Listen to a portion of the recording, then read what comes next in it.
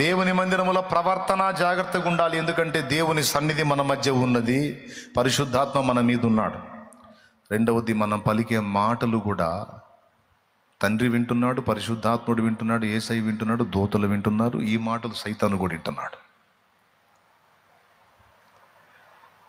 ఒక మాటతో స్వస్థత వచ్చింది, ఒక మాటను ఉపయోగించి ఒక తల్లి స్వస్థత తెచ్చుకుని తన బిడ్డకి, అదే మాటను ఉపయోగించి ఒక వ్యక్తి ఏమో సమస్య తెచ్చుకున్నాడు. కాబట్టి ప్రయోగాత్మకమైన వాక్కు నంబర్ 1, దేవుడి దగ్గరికి వెళ్ళి మనం ప్రయోగించేటప్పుడు మన వాక్కు చాలా బ్యాలెన్స్గా ఉండాలి, స్పష్టంగా ఉండాలి.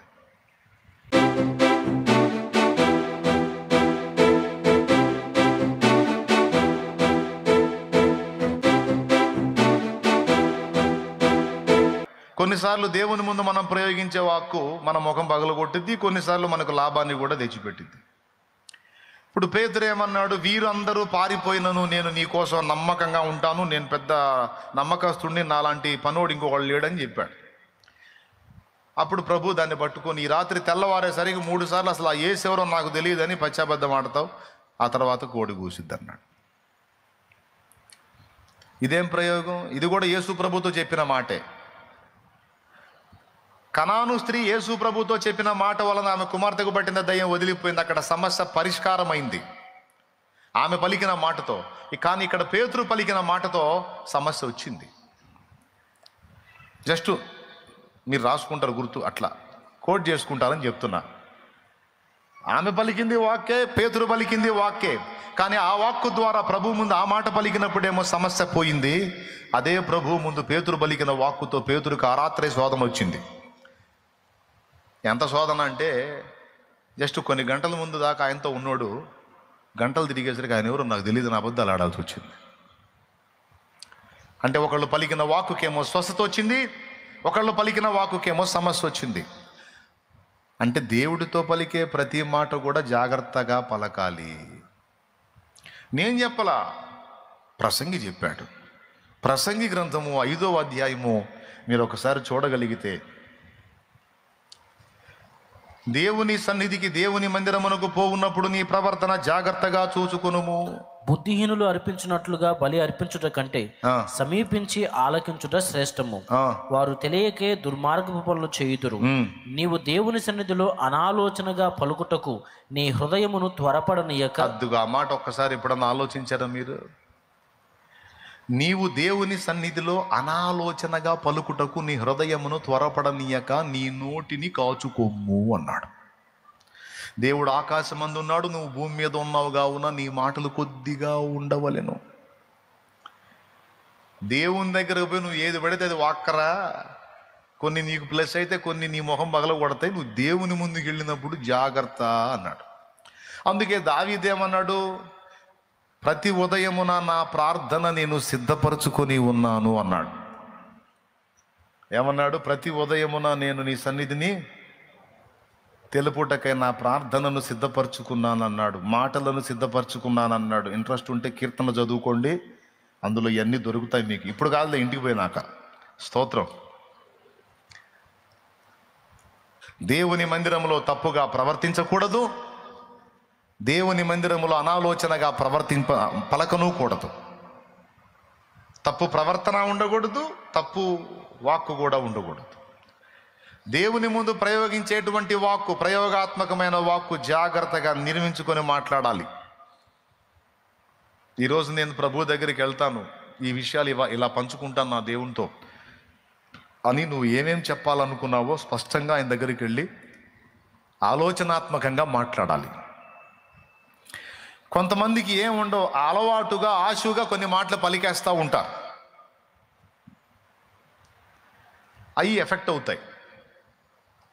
కొంతమంది అదొక ఆచారం లాగా ధ్యానంగా అలవాటుగా, ఇప్పుడు ఉదాహరణకి పరలోక ప్రార్థన చేయండి, అందరు నోరు తెరిచి చేయండి, ఏంది సిగ్గుగా చూస్తారు నాకు వెళ్ళి. పరలోక ప్రభు నేర్పిన ప్రార్థన, రైట్. పరలోకమందున్న పెద్దగా చేయండి, చకచకా చేయాలి, స్పీడ్గా చేయాలి. మా ఎడల అపరాధము చేసి ఉన్న వారిని మేము క్షమించిన ప్రకారం నువ్వు మమ్మల్ని క్షమించు, మేము క్షమిస్తే క్షమించు, క్షమించకపోతే మమ్మల్ని కూడా శిక్షించు. మొహం బదులు కొట్టుకునే మాట కదా. అంటే అవతల వాళ్ళ కేసు మేము కొట్టేస్తే మా కేసులను కొట్టే, లేకపోతే కేసులన్నీ అంతే ఉంచు అంటే రేపు కేసులన్నీ అంతే ఉంటే రేపు మరి దేవుడి దగ్గర మొత్తం లెక్కలోకి వస్తాయి కదా. మనుషుల అపరాధములను మీరు క్షమించిన మీ పరలోకపు తండ్రి మీ అపరాధములు క్షమించిన మళ్ళా కింద మెన్షన్ చేశాడు. మనుషుల కేసులు మీరు కొట్టేస్తేనే మీ కేసులు దేవుడు కొట్టేస్తాడు, లేకపోతే కుదరదని చెప్పేశాడు.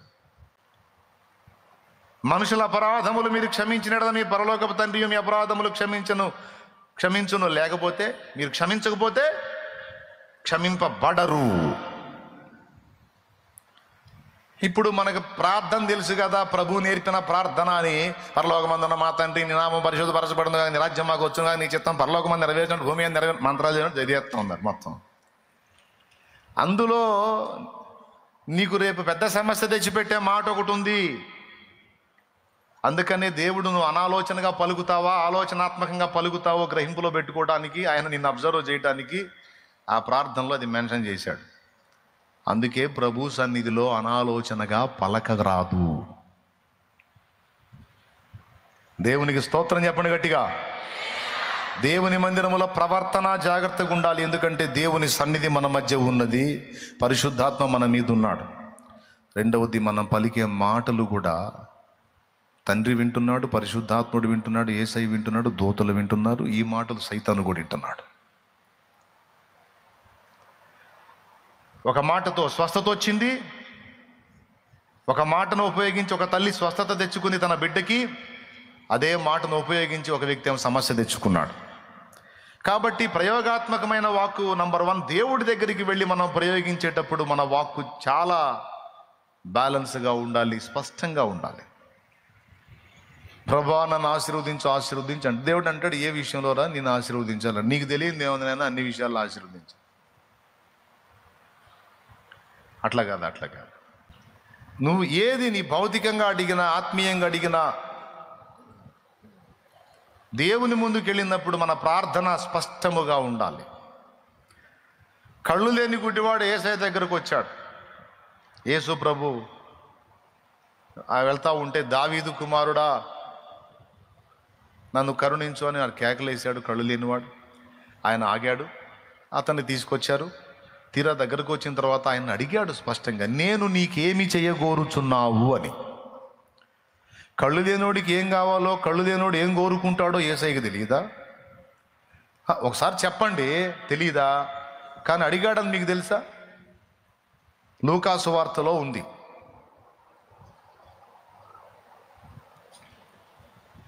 చూడండి ఒకసారి. అది కూడా దేవుని ముందుకు వెళ్ళినప్పుడు అనాలోచనగా ఉండకూడదు, స్పష్టంగా చెప్పాలని లూకా సువార్త మరి 18వ అధ్యాయము 41వ వచనం చూడండి.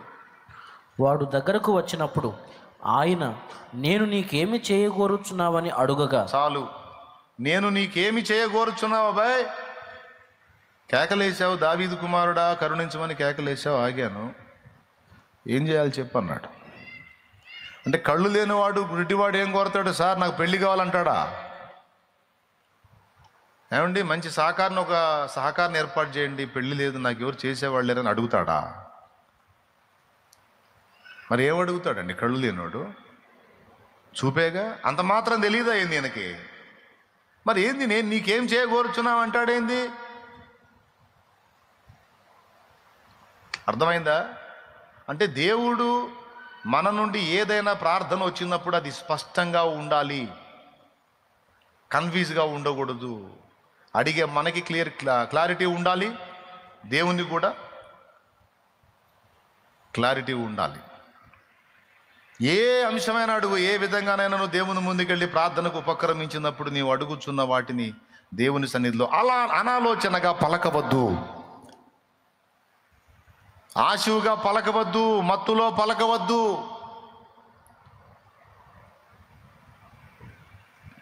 అయిపోయింది ఒకటి. ఫస్ట్ పాఠం, దేవుని ముందు మనం పలుకుతున్న మాటలు ఎలాంటివో చూసుకోవాలి. దేవునికి మనం చేసే ప్రార్థనలో స్పష్టత ఉండాలి. అవసరమైతే ఇదిగో ముందే దేవుడు తన దాసుని ద్వారా రాయించాడు గ్రంథములో, నేను మాటలను సిద్ధపరచుకొని ఉన్నాను, నీ యొద్దకు వస్తాను ప్రభువా అని. ముందే దేవుని అడగవలసిన విషయాలు, మాటలు సిద్ధపరచుకొని దేవుని ముందుకు వెళ్ళాలి. ఎందుకో చెప్తున్నాడు. ఒక అధికారి ముందుకు నువ్వు వెళ్ళినప్పుడు, ఒక ముఖ్యమంత్రి స్థాయి వ్యక్తి ముందుకు నువ్వు వెళ్ళినప్పుడు, ఏంటండి బాగున్నారా, ఏంటి సంగతులు, ఇంకేంటి అని చెప్పి అడుగుతావా? అంత టైం ఇస్తారా? పోతానే ఉంటారు. చెప్పండి ఏంటి అంటారు. అన్నప్పుడు ఏం లేదండి, మామూలుగా మీరు ఎట్లా ఉన్నారు, మరి అందరూ క్షేమంగా ఉన్నారా, మరి మంచి అంటే కుదిరిదా? ఈ సోది అంతా నీకెందుకు, వచ్చిన సంగతి ఏందో చెప్పు అంటాడు. ఏం లేదండి, ఏమైనా చిక్కిపోయారేంది ఈ మధ్య అంటే ఎట్లుంటుంది? కొంచెం జుట్టు కూడా తెల్లబడ్డట్టు ఉంది, ఏంటండి అసలు ఏం జరుగుతుంది, ఏం తగ్గారు, వేడి తగ్గారు అంటే ఎట్లుంటుంది? ఎవడరా ఇది, ఎందుకు రానిచ్చారు, ఈయన బయట పంపించండి అంటాడు. అయ్యే సార్ పలకరిస్తుంటే మామూలుగా మాట్లాడుతుంటే సార్, ఎన్ని డైలాగులు ఉంటాయి ఆడ, అసలు మాటలు ఉంటాయా? అయ్యా నేనేం చెప్పాలనుకున్నాను, మీ టైంని పాడు చేయటం ఎందుకండి, ఇదిగో లెటర్ రాశాను, దయచేసి దీన్ని చదవండి. ఆ ముఖ్యమంత్రి దగ్గరికి వెళ్ళేటప్పుడే, భూలోక సంబంధమైన ఒక నాయకుడి దగ్గరికి వెళ్ళేటప్పుడే నువ్వు ఏది పడితే అది మాట్లాడకుండా అన్ని టైప్ చేసుకొని వెళ్ళినప్పుడు, ఇలాంటి వాళ్ళందరికి పైన నాయకులు పైన అన్ని నాయకులకు పైన ఉన్న అధినాయకుడు కదా యేసయ్య. ఆయన ప్రభువులకు ప్రభువును, రాజులకు రాజు, భూపతులందరికి అధిపతి కదా. ఆయన ముందుకు పోయినప్పుడు ఇంకా ఎంత జాగ్రత్తగా మాట్లాడాలి. కానీ దేవుని కృప ఏందంటే, నీకు ఎంత చనువు ఉందంటే, నీ సొంత తండ్రితో నువ్వు ఎంత చనువుగా ఫ్రీగా మాట్లాడతావు, అంతకంటే ఎక్కువ చనువుతో నువ్వు ఆయనతో మాట్లాడడానికి దేవుడు నీకు స్వేచ్ఛనిచ్చాడు.